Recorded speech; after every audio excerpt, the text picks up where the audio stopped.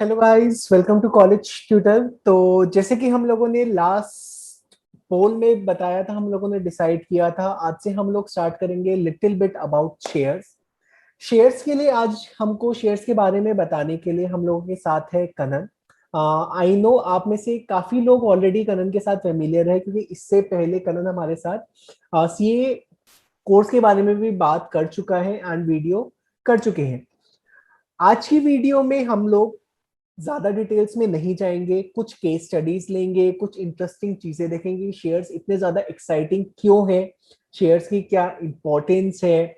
उसके अलावा हम लोग कनन से बात करेंगे कनन के नए चैनल के बारे में। तो आज हम लोग कनन से जानेंगे उनके चैनल के बारे में, जहाँ पे बेसिकली कनन जितने भी स्टॉक रिलेटेड न्यूज है वो शेयर करते हैं। स्टॉक्स में क्या चल रहा है, कैसे चल रहा है, वो बताते हैं। तो सीधा चलते हैं कनन के पास एंड कनन से सुनते हैं। Hi guys, hope all of you are doing well and taking good care of yourself in this uncertain time. So I'll give a brief introduction about myself first of all. I am a chartered accountant by profession. I work for a Big Four firm, and I have recently opened a YouTube channel to help you know more about personal finances and stock markets. अब इसमें I used to work with another channel on uploading results of top listed companies of the country. अब मैं अपने channel पे भी करूंगा, उनके साथ भी करूंगा, but my channel will be more focused on layman language. वहाँ पे टेक्निकल टर्म्स यूज होती हैं। यहाँ मैं आपको सिखाने की कोशिश करूंगा टेक्निकल टर्म्स को, और पर्सनल फाइनेंस के जो बेसिक्स हैं वो भी बताने की कोशिश करूंगा। माय चैनल्स नेम इज रूपी tool, RUPEETOOL, taken together. So I have been investing in stock market since the last 4 or 5 years, and I have been hearing about stocks since I was 5 or 6 because my father. That's the memory I have. उसके पहले भी सुनता हूँगा कुछ memory नहीं है, but उसकी. But my father is investing into stock market since the last 35 years. He is also a chartered accountant, and he started investing in his teenage only. Yeah. करण, एक rough idea जो कि मैं चाहता हूँ यहाँ पे काफी सारे व्यूअर्स का, सबसे पहला क्वेश्चन मेरा यही आता है कि लाइक किसी का भी, अगर हम किसी की भी वीडियोस देख रहे हैं या किसी के बारे में कर रहे हो, हर कोई पूछता है कि उसका पोर्टफोलियो क्या है, पोर्टफोलियो कैसा चल रहा है, सीक्रेट्स क्या है। मेरे को पता है इतनी जल्दी नहीं बताओगे, बट एटलीस्ट एक पोर्टफोलियो का तो आइडिया दे सकते हो कि लाइक इस समय कितना इन्वेस्ट किया हुआ है, क्या चल रहा है।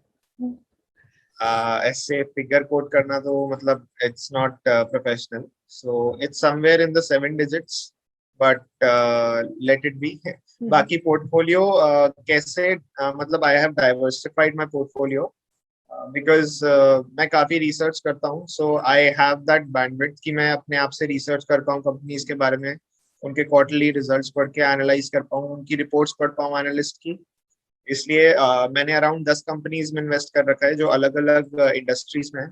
कुछ दो स्टॉक्स ऐसे हैं जो एक इंडस्ट्री के हैं, कुछ ऐसे स्टॉक्स हैं जो एक इंडस्ट्री का एक ही स्टॉक है, उससे ज्यादा नहीं है। So I have made it that way.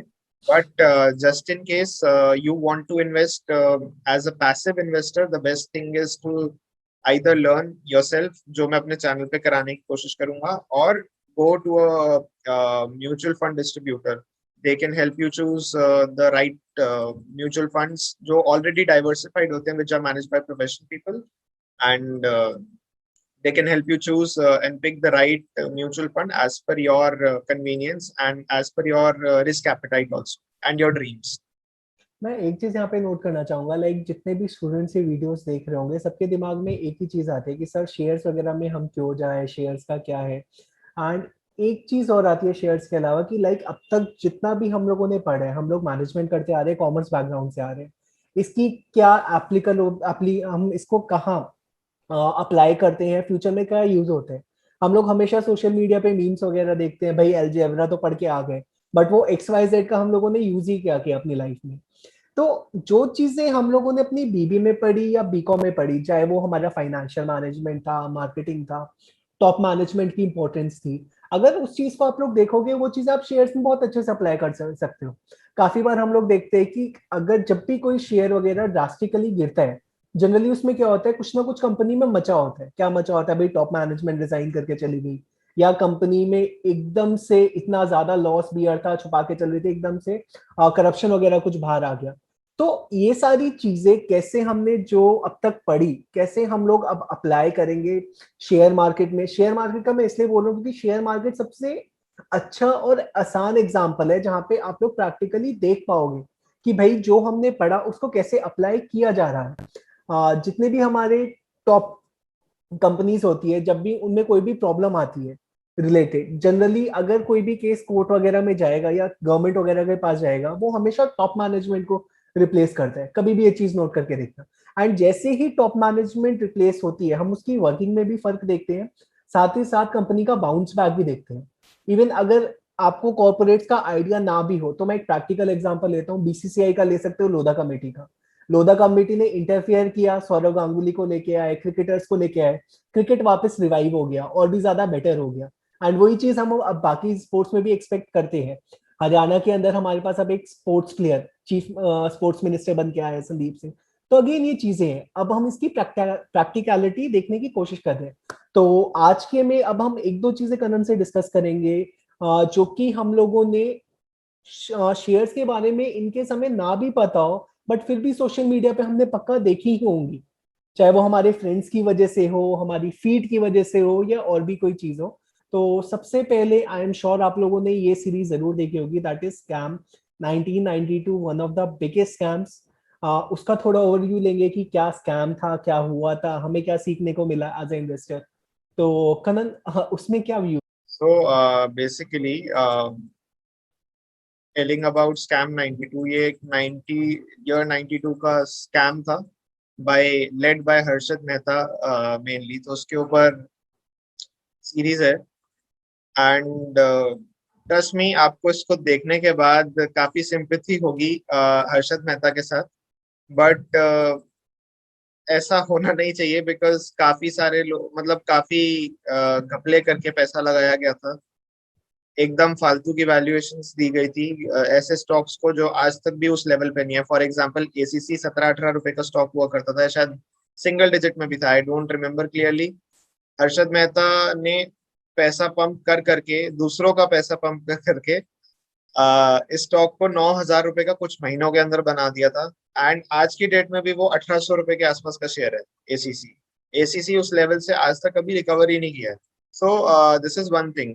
And बहुत लोगों का पैसा भी डूबा था इसके बाद। तो ये बेसिकली वही दिखाता है कि how he was the good thing about this series is he used to live in a chawl, which is, और मुंबई में काफी छोटे फ्लैट्स होते हैं और 1 बेडरूम फ्लैट होता है जिसमें कोई हॉल भी नहीं होता। एंड किचन बाथरूम सब कॉमन होती है। एंड यू, मतलब बहुत ही कंजस्टेड सा होता है जहाँ पे 5-7 लोग फैमिली एक साथ रहते हैं।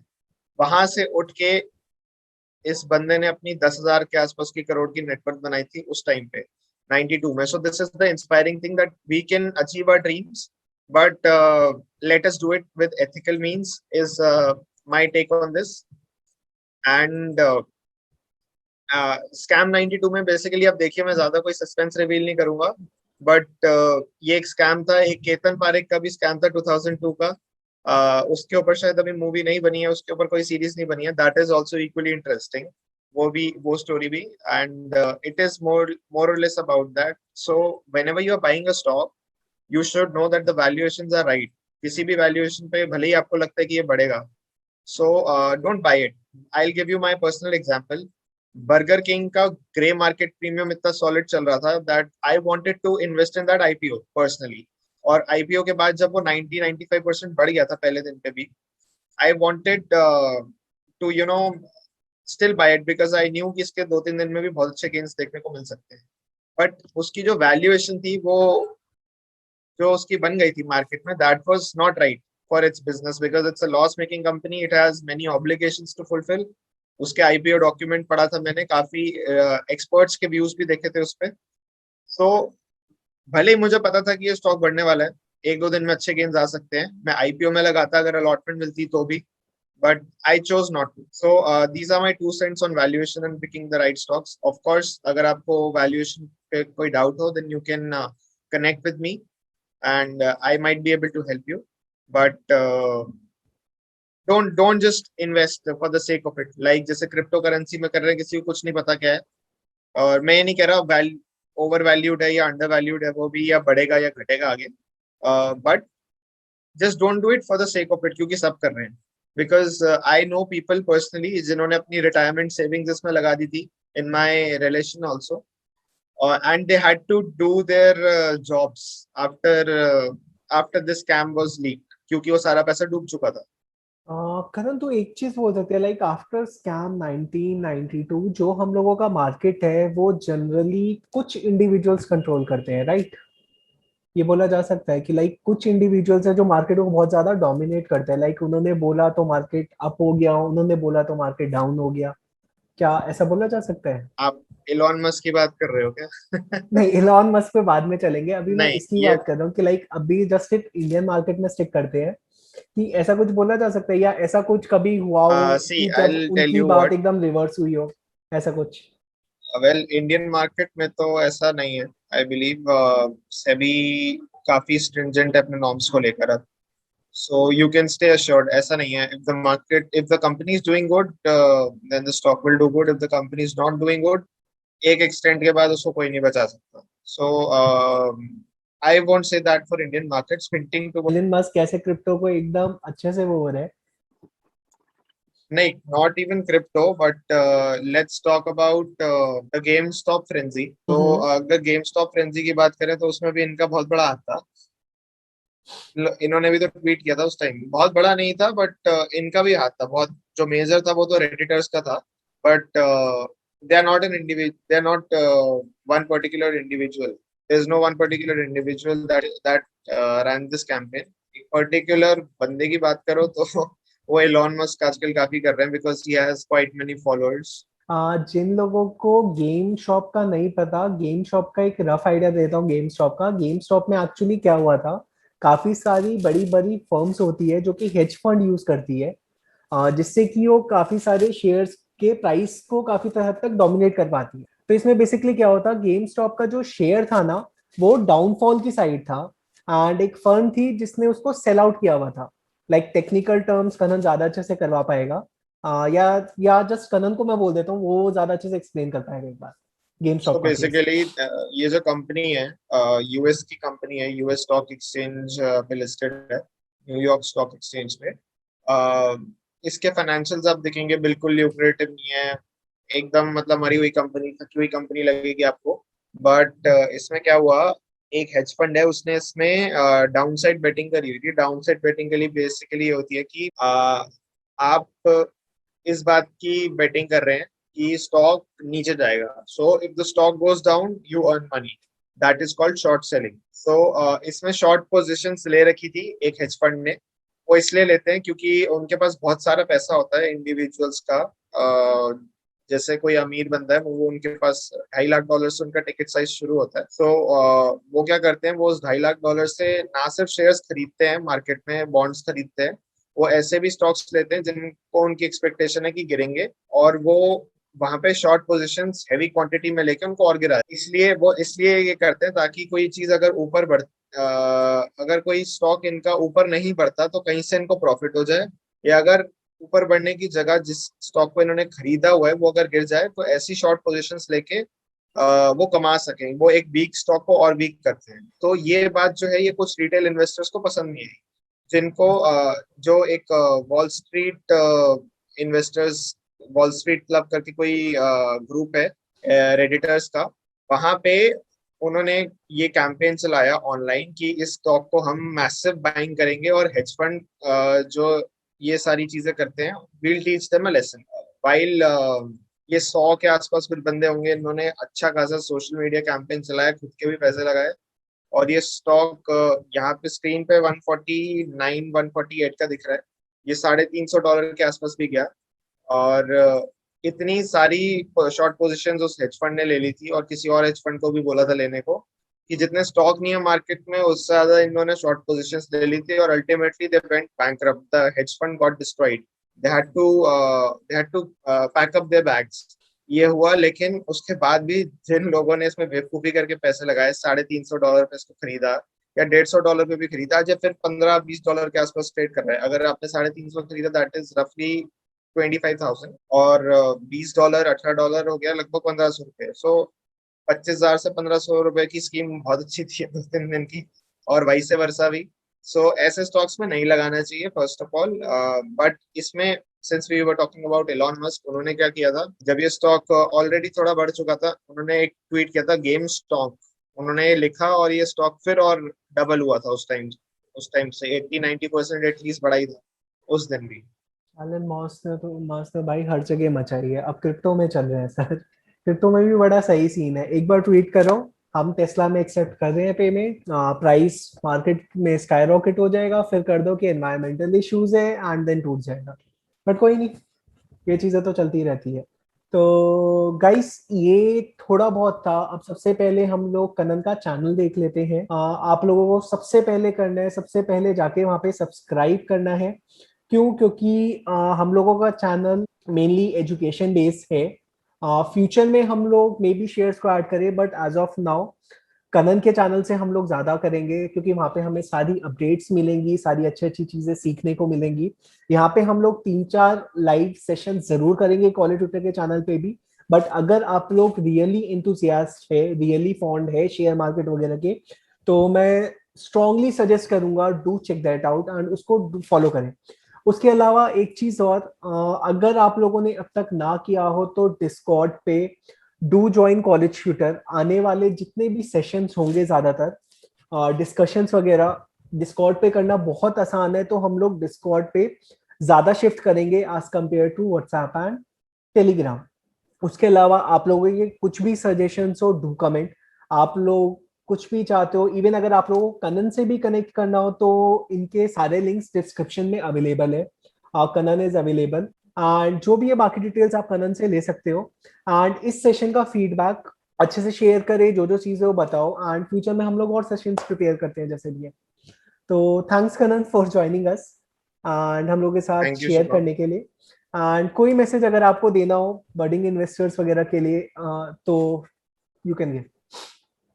बेसिकली यही है कि किसी मतलब बिना समझे किसी चीज में मत लगाओ।